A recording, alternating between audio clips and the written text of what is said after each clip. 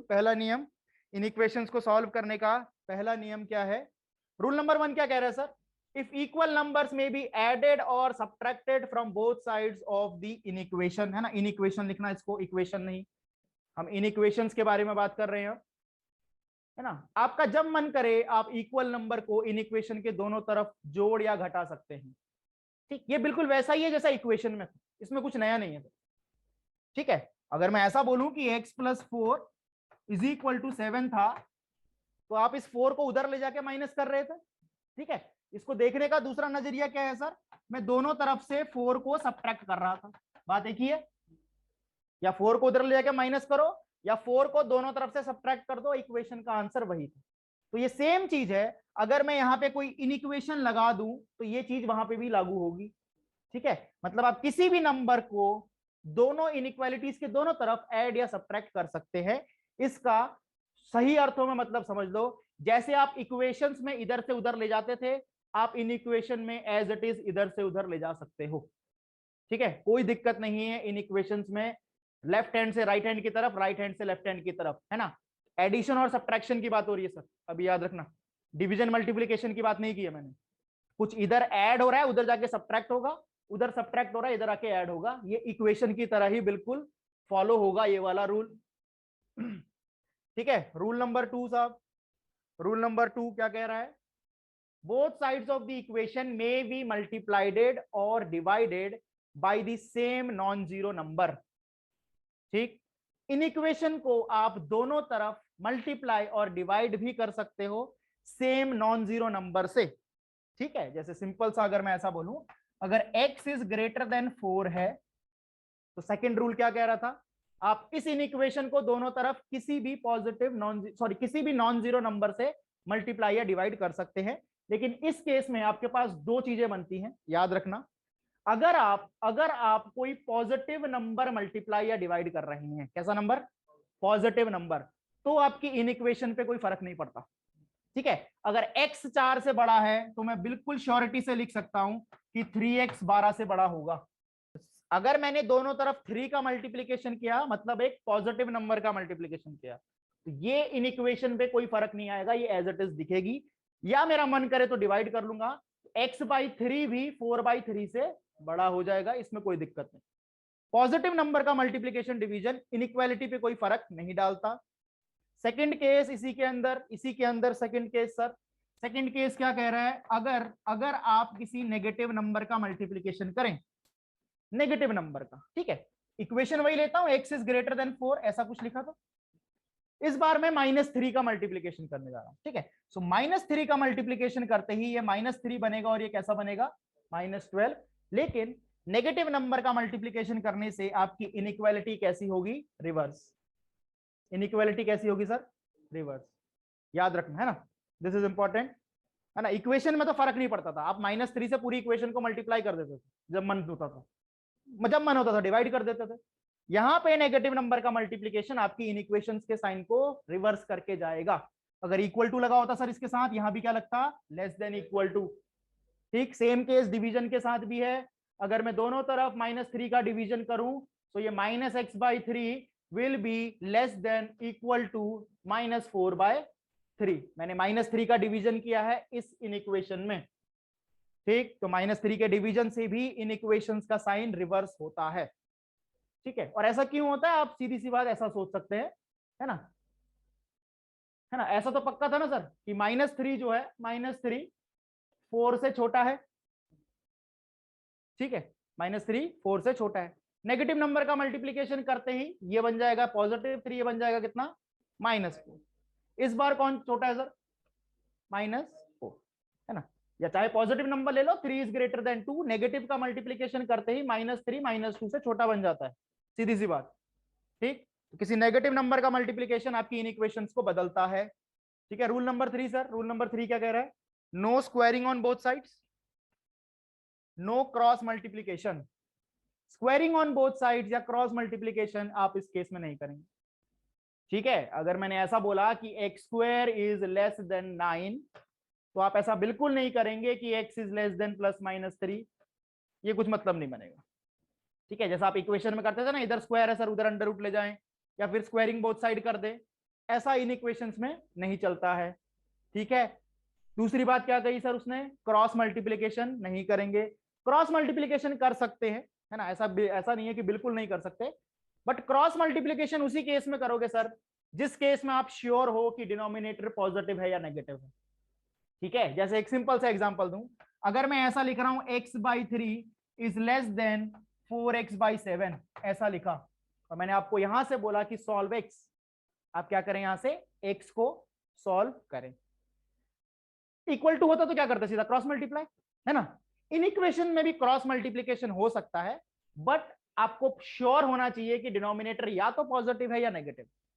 ठीक है, जैसे इस केस में अगर क्रॉस मल्टीप्लाई करोगे तो यहां कितना आएगा sir, 12x is greater then, यहां कितना आएगा 7x, ऐसा कुछ।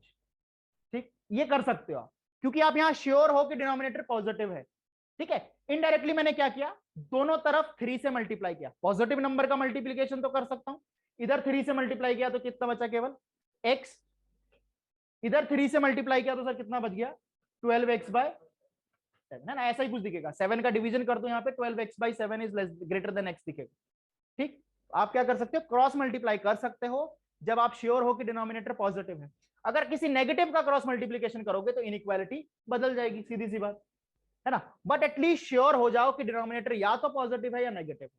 ठीक, अगर इसी केस में आपको इनइक्वालिटी में कोई ऐसा दे दे कि 3/x is greater then x/4, इस केस में आप x को क्रॉस मल्टीप्लाई नहीं करोगे, क्योंकि आप नहीं जानते x पॉजिटिव है कि नेगेटिव। पॉजिटिव होगा तो इनइक्वालिटी ऐसी रहेगी, अगर नेगेटिव होता तो इनइक्वालिटी बदलती, आपको नहीं मालूम।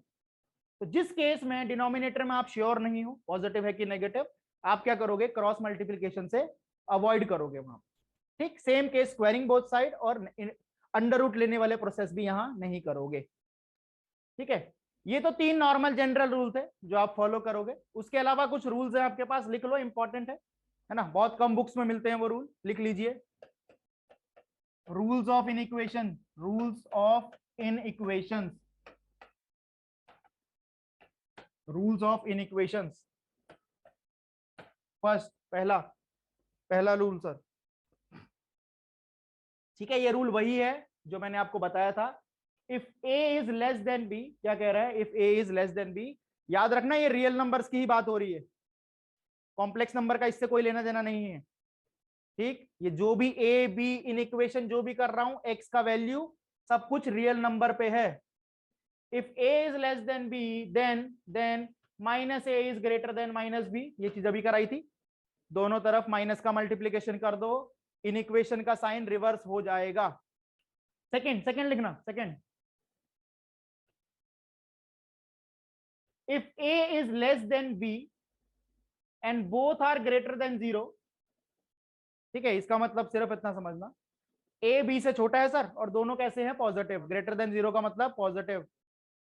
ठीक है, if a is less than b and both are greater than 0, मतलब a और b दोनों ही पॉजिटिव हैं, देन क्या कह रहा है सर वो, a to the power r is less than b to the power r if r is positive, if r is positive।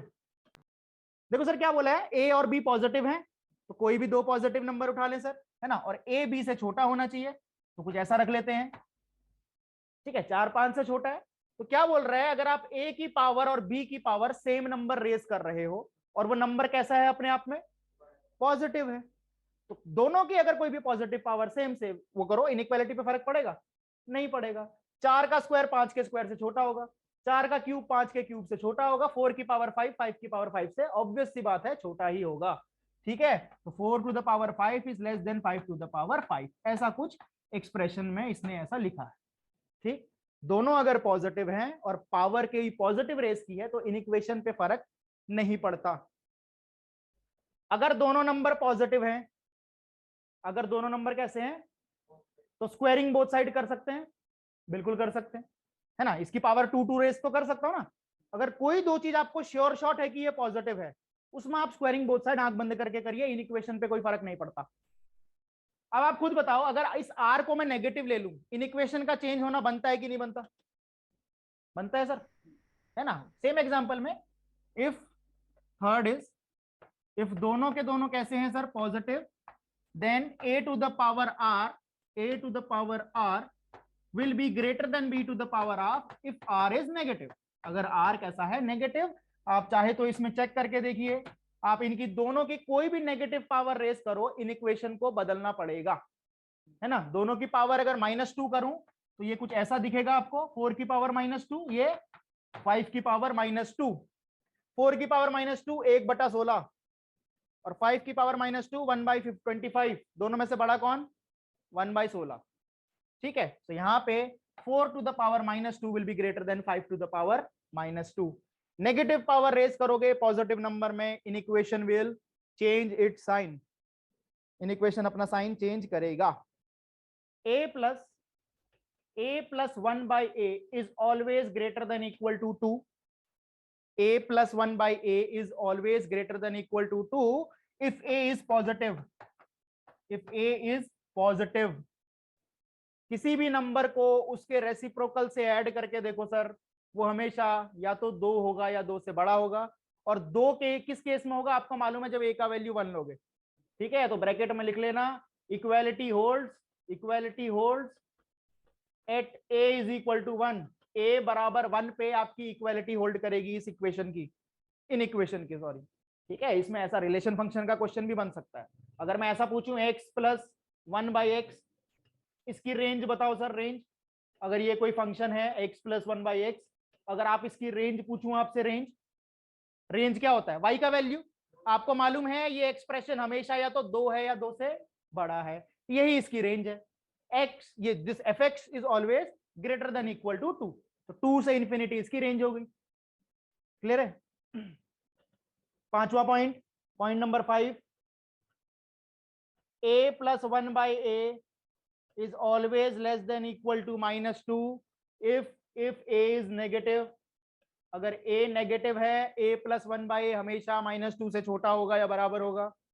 ठीक, बताने की जरूरत तो नहीं है, इक्वालिटी -1 पे होल्ड करेगी इस बार, है ना। a का वैल्यू -1 रखोगे, -1 -2 बनेगा, अदरवाइज आंसर हमेशा -2 से छोटा बनने वाला है। नेक्स्ट छठा पॉइंट नंबर 6। ठीक है, ये सब आपको एनसीईआरटी में नहीं मिलेगा, इसलिए लिख लेना जहां भी लिख रहे हो। If a is less than b, if a is less than b, ठीक है, और दोनों को पॉजिटिव ले लो, फिलहाल दोनों को पॉजिटिव ले लो, if a is less than b। ठीक है सर, और दोनों कैसे हैं, पॉजिटिव। अगर मैं इनका रेसिप्रोकल करूंगा, तो इन दोनों में से बड़ा कौन होगा सर, 1 बाई a और 1 बाई b में से। इनइक्वालिटी बदलेगी ना, दो पॉजिटिव नंबर है, अगर आप उनका रेसिप्रोकल कर रहे हो सर, इनइक्वालिटी को बदलना पड़ेगा। ठीक है, so 1 by a is greater than 1 by b। अगर a b से छोटा है और इस बार दोनों ही नेगेटिव हैं, दोनों ही 0 से छोटे हैं, नेगेटिव होने के केस में भी इनइक्वालिटी बदलती है। ठीक है, एग्जांपल देख लो, एग्जांपल देखना अगर देख लो, आप ऐसा कह सकते हो ना सर, -3 इज लेस देन -2। बिल्कुल सही बात है। इसको अगर मैं रेसिप्रोकल करूंगा, ये कितना बनेगा सर, -1/3। ये रेसिप्रोकल करूंगा तो कितना बनेगा, ये -1/2, है ना। इनइक्वालिटी बीच में इन दोनों में से बड़ा कौन सा है सर, बड़ा कौन सा है, -0.33 है ना। मैंने अभी तो बोला मैंने, अगर आप नेगेटिव नंबर भी ले लो दोनों को, रेसिप्रोकल करने पे इनइक्वालिटी फिर भी रिवर्स होती है। ठीक है, पॉजिटिव के केस में भी, नेगेटिव के केस में भी रिवर्स होती है। अगर एक पॉजिटिव एक नेगेटिव है तो इनइक्वालिटी रिवर्स नहीं होती। क्लियर हुई बात। ठीक है, तो उसको 7वां पॉइंट बना के लिख लेना, पॉइंट नंबर 7। ठीक है, कैसा लिखें इसको, है ना, if a is less then 0 and is less than b, है ना। इसका मतलब क्या है सर, a क्या है, नेगेटिव, और b कैसा है, पॉजिटिव, है ना। मतलब ऑल्टरनेट साइन है a और b के। जब ऑल्टरनेट साइन होंगे सर a और b के, इसमें बताने की जरूरत तो नहीं, ये छोटा होगा सर, नेगेटिव है क्योंकि। ठीक है, इनका रेसिप्रोकल करोगे तो 1 बाय a और 1 बाय b में सेम रिलेशन रहेगा। ठीक है, a is less than b, तो 1 by a is also less than 1 by b। ठीक, अगर ऑल्टरनेट साइन है दोनों के, रेसिप्रोकल होने पे इनइक्वालिटी नहीं बदलती, सेम साइन में हमेशा बदलेगी इनइक्वालिटी। इंटरवल में लिखना आता है सबको ना, x greater than less than 4 है ना, इंटरवल में लिख लोगे, क्लोज इंटरवल ओपन इंटरवल में, पता है डिफरेंस, ठीक है।